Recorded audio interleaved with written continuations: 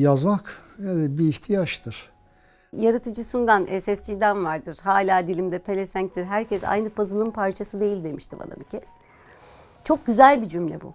Bir görüş tam zıddı öbür görüş alt alta durabiliyordu. Bence bu insanları da çok olumlu etkiledi. Çünkü insanlar bunu sevdiler. 2004'ten bu yana aşağı yukarı her gün şeye girdim, Ekşi Sözlüğe girdim. Bazı insanlara, ben dahil, karşındakinin bambaşka şeyler düşünebileceği olasılığının hep orada durduğunu kattı. Şimdi mesela Ekşi Sözlüğü bir puzzle olarak düşünürseniz, herkes aynı puzzle'ın parçası değil ama herkesin ortaya çıkarttığı öyle bir yapı var ki orada. Takip ettiğim yazarlar da vardı. Ne yazmışlar, hatta onlardan ne öğrenebilirim diye. Kullanmak isteyenler için bu imkan hala orada duruyor. Özgürce tartışmayı kattı. Hani bir şeye bakış açısı, hani buradan bakan, şuradan bakan, diğer taraftan bakanın ortaya nasıl bir sonuç çıkarttığı inanılmaz iyi bir şey yani. Benim fikirlerimin değiştiği olmuştur, değiştirebildikleri olmuştur yani Ekşi Sözlük'teki insanların. Hala çok sert tartışmalar dönüyor. Hala insanlar kutuplaşmaya çok müsaitler.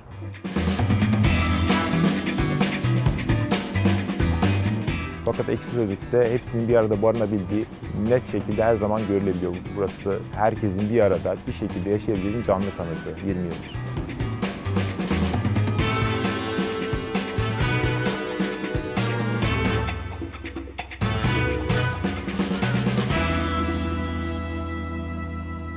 Ne zaman ben Türkiye'ye geri döndüm 2009'da, nasılsa bir şirketimiz var, para da kazanıyor. Yani bunun maliyetini karşılayabiliriz. O zaman büyük bir mekan tutalım. Herkesin sığabileceği bir şey olsun. Herkes de gelsin, eğlensin. Onu düşündüm ve Başak'la onu organize ettik.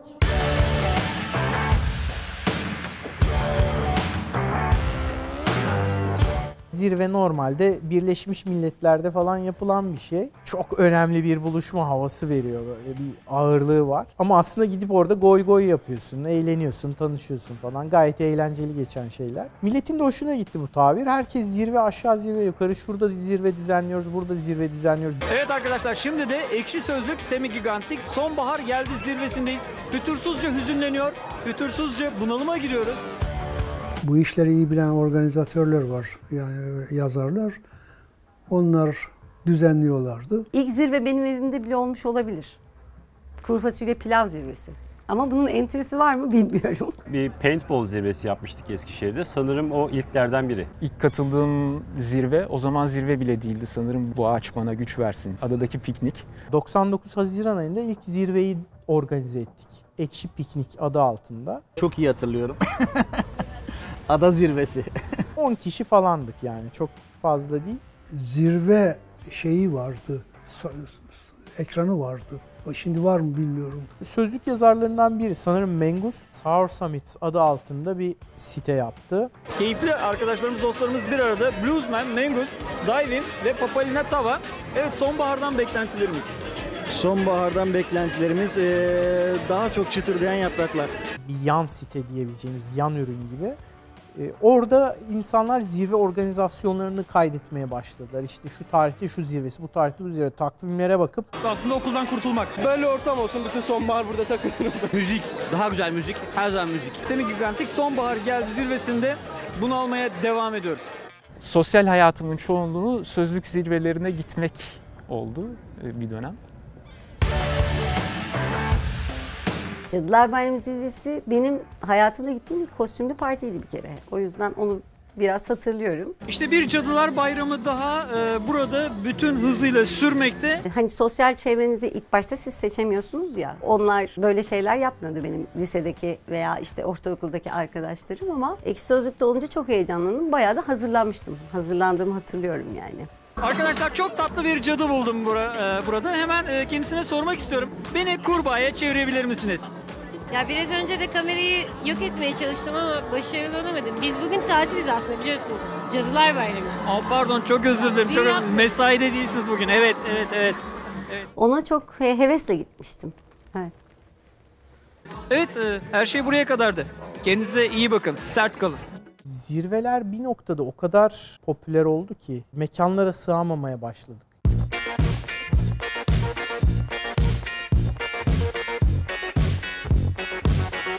Hoş geldiniz. Ekşi Sözlük. Bir otelde yapmıştık en son.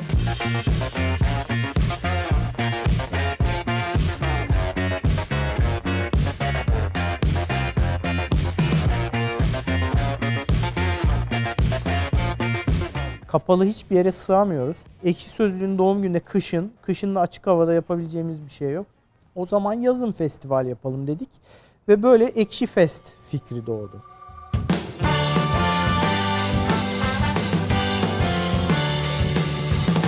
Onlar da doldu. Çok kalabalıktı ama en azından artık insan kaldırabiliyordu. Çok eğlenceliydi. Orada sergiler yaptık. Çok güzel konserler oldu. Hepsi ayrı ayrı güzeldi.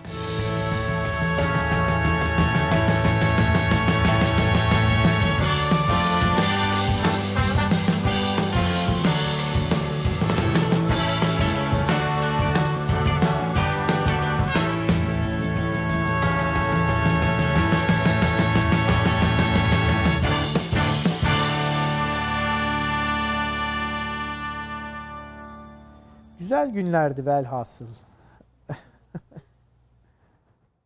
Ekşi Sözlüğe sadece Sedat'ın kurduğu, şu an benim yönettiğim bir kurum, bir şirket, kurumsal bir yapı olarak bakmamak lazım. Çok organik bir yapı. Sosyal mecralarda, Twitter'da, Facebook'ta hep takipçilerimizle ya da arkadaşlarımızla çevreliyiz. Ve hep birbirini destekleyen, birbirini like'lama üzerine, birbirini pohpohlama üzerine bir dinamik söz konusu. Ben her zaman şeyi söylerim, bir şeye inanmak için de, bir şeyi reddetmek için de onu bilmek gerekir. Bilmek için de bir yerden öğrenmen gerekir. İşte Ekşi Sözlük bunun için muhteşem bir fırsat, muhteşem bir kaynak. Organik yanı tamamen aslında yazarlar ve yazarların ürettiği içeriklerden ibaret. Bence karakteri en belirgin kılan şeylerden bir tanesi de dinamizmi. Hem takip ettiklerin hem de bütün insanların bir arada olduğu bir meydanın içindesin. Başka fikirler olduğu ve onlarla mutlaka bir şekilde birlikte var olman gerektiği. Yani değiştirmeden de birlikte yaşayabileceğin. Bu düşünceyi kat. Yoktu gerçekten, bende de yoktu. Dolma ile sarma arasındaki fark vardır. Mesela en çok eğlendiğim entry'lerden biri. Orada SSC cadı atışmaları vardır. İşte o fark olmadığını düşünür, ben fark olduğunu düşünürüm. O birinin içine koyulur, birine sarılır ama birbirimize kabul ettirmek için böyle bir 8-10 entry arka arkaya savaştığımız bir başlık. Bu hem bakış açını değiştiriyor, yani bir fanatizmden uzaklaştırıyor, hem tolerans arttırıyor, hem de insanları görüşlerini şekillendirme konusunda yönlendiriyor. Yani Ekşi Sözlük bence insanlara objektif bakmayı öğretebilecek en önemli platform. Sebebi de farklı görüşlerden insanların, farklı gözlüklerle bakan, farklı fikirlerle, farklı yüklemelerle bakan insanların aynı platformda olup ve bunu değerlendirmesi. Sözlük yazarları çoğu zaman son dakika haberlerini çoğu basın kuruluşundan daha önce Sözlük'te paylaşabiliyorlar. Veya bu haberin doğrulamasını da yapabiliyorlar. Aynı şekilde bir deprem haberini siz henüz depremin sarsıntısı geçmeden Sözlük'te başlık olarak açılmış olarak görebilirsiniz. Vallahi Kandilli rasathanesinden daha erken davranıp nerede, hangi deprem olmuş onu söylüyorlar ve ben bunu öğreniyorum. Çok da hoşuma gidiyormuş. Biz eskiden kızardık mesela, işte 25 Mart bilmem ne olması diye entry gelinmesine, böyle entry mi olur falan derdik. Halbuki o olaya 25 Mart'ta bir yerde bir şey olmuş. O olaya bakan insanların işte biri bir şey görmüş ve eleştiriyor ama diğeri onun eleştirdiği şeyle alakalı daha ince bir detay görmüş. Birdenbire rengi değişiveriyor. Bu mükemmel bir şey bence. Birisine, ve hiç unutmuyorum, bir kitap arıyormuş. Ekşi Sözlük'te yazmış aradığınız kitap falan diye. O kitap da bende vardı. Bazı kitaplarım Ankara'daydı. Bazıları eski bir alışkanlıkla toprak altında oluyordu. Oradan getirtmiştim. Ekşi Sözlük kurulduğundan beri sosyal sorumluluk projelerine bir şekilde katkıda bulunuyor. Yazarların dinamizmi, onlara sağladığı mecra üzerinden kazandıklarının bir kısmını tekrar geri topluma verebildiği fırsatlar. Sözlük'te bir konuyu gündeme getirme de olabiliyor bazen. Mesela otizmle ilgili böyle bir kampanyamız olmuştu. İlk kampanyamız olan Cizre'deki bir ilkokula kitap bağış kampanyasının çok popüler olması üzerine bunların devamını yapalım diye düşünüyorum.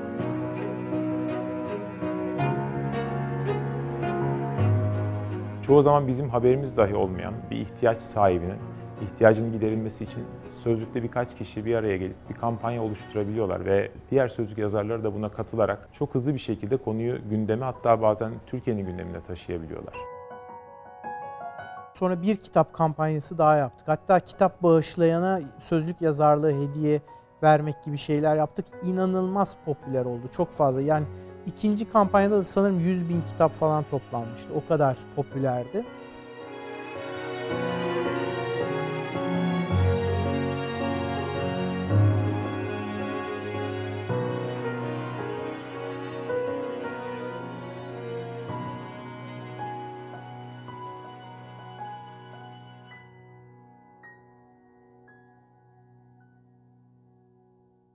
Bir sözlük yazarının girişimiyle PayPal Türkiye'den çekiliyorken kullanamayacağımız artan bakiyeleri LÖSEV'e bağışlayalım kampanyası başlamıştı. Ve çok kısa sürede çok ciddi bir yankı uyandırdı ve çok ciddi sayıda insan hesaplarında kalan bakiyeleri LÖSEV'e bağışladı. Ama benim için en sevdiğim yardım kampanyalarımızdan biri Fatih Altaylı'ya açtığımız tazminat davasını kazanıp ondan aldığımız tazminatla köpekleri beslediğimiz kampanyaydı. Bayağı bir mama dağıtmıştık.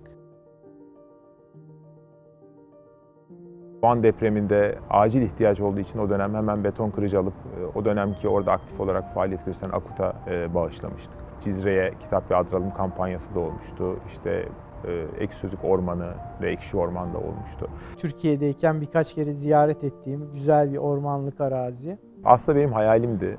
Hatta bu konuda bir entrim de vardı. Fakat ben gerçekleştirmeye fırsat bulamadan Ekşi Sözlük yazarlarından Big Brother bu konuda bir kampanya başlattı. Ekşi Sözlük'ün adını kullanarak şirket olarak bizim dahil olmadığımız bir kampanyanın yürütülmesi uygun olmayacağından kendisiyle iletişime geçti ve böyle bir kampanyanın zaten aklımızda bulunduğunu yapmayı planladığımızı, o yüzden bizim de dahil olup bizim de destek olup daha kapsamlı bir kampanyaya dönüştürebileceğimizi söyledik. Anlaştık.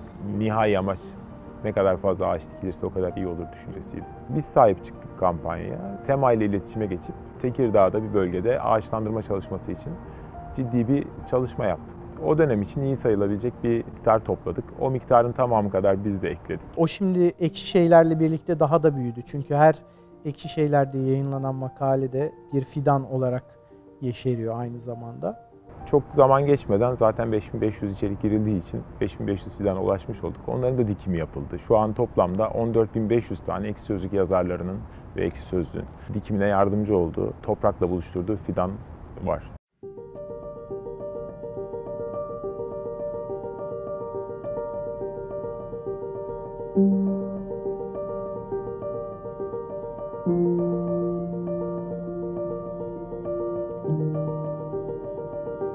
Bir yandan Ekşi Sözlük'ün bunlara da vesile olabiliyor olmasından mutlu oluyorum. Ekşi Şeyler'in şöyle bir faydası oldu. Ekşi Sözlük'e hiç girmeyen bir kitleye erişebilmiş olduk. Ekşi Sözlük'te yazıları yayınlanmış ve Ekşi Şeyler'de içeriklerinin yayınlanmasına onay vermiş insanların içeriklerini editörlerimiz derliyorlar. Birkaç içeriği birleştirebiliyorlar. Konuya ilişkin görsel veya multimedya unsurlarıyla birlikte bir derleme haline getirip yayınlıyorlar. Ekşi Şeyler, Ekşi Sözlük yazarlarının ve okuyucularının artı normalde Ekşi Sözlük'e girmeyen insanların da ilgisini çeken bir içerik sitesi oldu. Ekşi Sözlük tamamen tekst tabanlı bir web sitesi ama bir yandan Ekşi Sözlük içeriğini ve Ekşi Sözlük kitlesini multimedya içerikle nasıl buluştururuz diye düşünerek bir YouTube kanalı açmayı düşündük.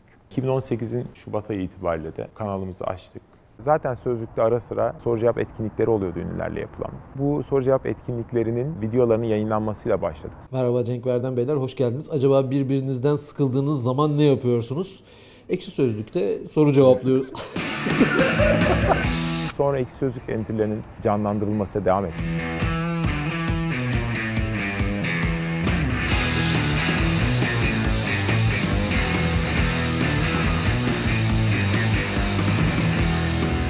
Bence o da güzel bir etkileşim aldı. Çünkü insanlar tamamen tekst olarak bildikleri Ekşi Sözlük'te bizim duruşumuza ve genel olarak yazarların beğenisine uygun olacak şekilde güzel videolarla karşılaşmaya başladılar. Hoş geldiniz. Neden Ekşi'ye geldiniz? Vallahi ben Ekşi Sözlük seviyorum. Ekşi'yi düzenli olarak takip ediyor musunuz? Evet, ediyorum. Hatta bağımlıyım diyebilirim. Arkadaşlar ben 4. nesil yazarımın için ayağınızı denk alın. Ekşi Sözlük günün sonunda böyle bir platform. Hoşlanmıyorsan okumazsın. Öyle bir mecra haline geldi ki tam nedenini bilmesem de önemsiyorum. Ve etrafımdaki herkes de önemsiyor. İstisnasız her gün ve en az birkaç defa başvurduğum bir referans kaynağı. Bu sosyal medyayı doğru kullanma adı altında Ekşi Sözlüğü kullanan arkadaşların büyük bir emeği var. Çocukluğumdan beri takip edip yazar olmadığım, sadece okumayı tercih ettiğim bir ortam. Çok yakından takip ediyorum. Fikrini beyan edebileceğin bir yer varsa orası fikirlerin kudüsüdür. O yüzden Ekşi önemlidir bence. Neden ümitlisin diye sorarsanız gençlere bakıyorum. Ekşi Sözlük gibi yerlerin mevcudiyetine ve yaşamlarını sürdürmelerine bakıyorum. Bu bana ümit veriyor.